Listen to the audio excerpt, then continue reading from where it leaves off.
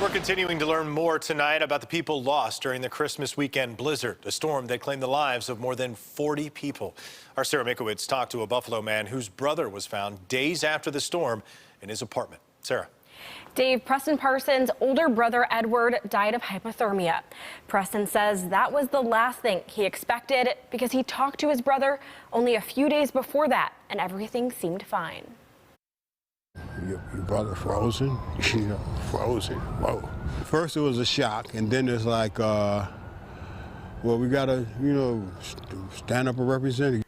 Buffalo resident Preston Parsons says his older brother Edward, or as his friends called him, Terry, was outgoing and very headstrong. I guess it would be Frank Sinatra. I did it my way, because he definitely did it his way, as far as his attitude. He was outgoing, but he was set in his ways. Edward was an entrepreneur, first owning a limo service, and then in his later years, he ran a dry cleaning business on Broadway and Johnson that was left behind by his dad. I have memories of him when I was like 10, 11, or 12, and he was always going about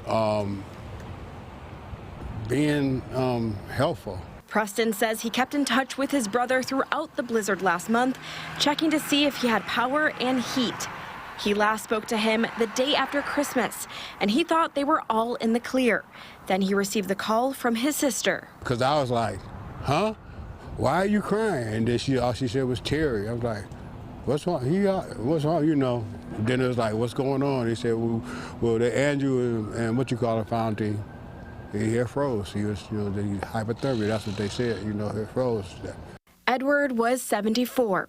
Preston says they're still not sure when his brother lost power, just that they talked Monday morning, and then he was found 2 days later. So I don't know whether the power went off for a while or whatever, but I know he was heating everything with electricity, so I don't know if the power went off or what was going on, but yeah, they found him in his apartment. Now, Preston says the family plans on holding funeral services for Edward this Saturday. In the studio, Sarah Mikowitz, News 4. Sarah, thank you.